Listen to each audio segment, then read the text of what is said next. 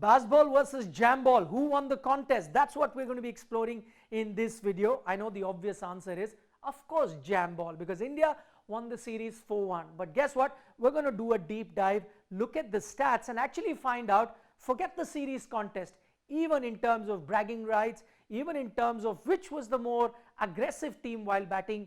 Was it India or was it England? I know Bazball per se has opinions divided. England camp themselves don't like this word, but it's their media that have coined this term, and what it effectively means is everyone can have their own interpretation, but what Bazball effectively means is, and I think that's universally accepted, is an aggressive form of cricket. So we're looking at that. In terms of aggressive batting, was it Bazball that came out on tops or was it Jamball? Why are we calling it Jamball? Obviously, I know you've got jazz ball in your mind, row ball, various other things, but because England have gone with their coach, we thought we'll go with our coach in Rahul Dravid. So that's why it's a Bazball versus Jamball. You can give it whatever name that you'd like. Okay, let's do a deep dive. First up, the numbers in terms of total runs scored. India clearly the victors there.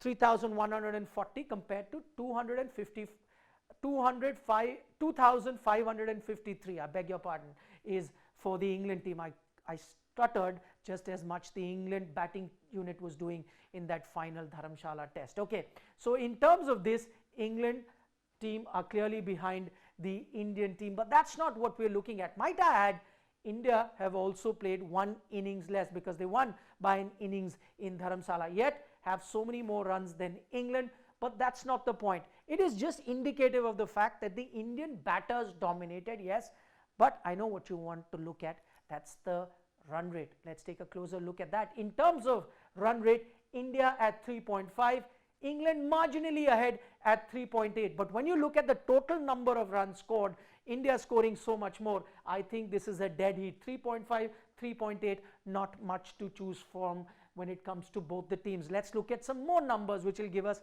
a clearer idea as to which team has come out on top. So, okay, in terms of 4, that is one metrics that you can look at to gauge which team is more successful.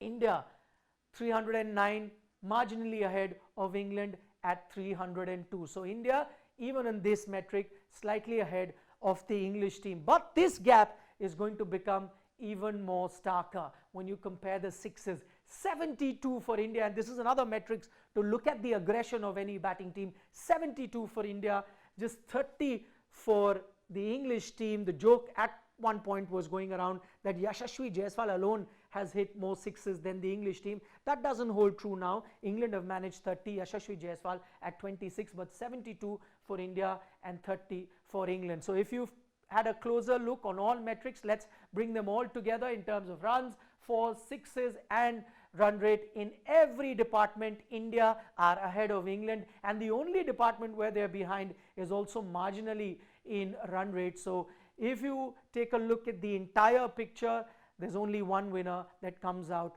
of this analysis. So you let us know, Bazball, Jamball, which is that one style of cricket that attracted you more to this series? Well, guess what?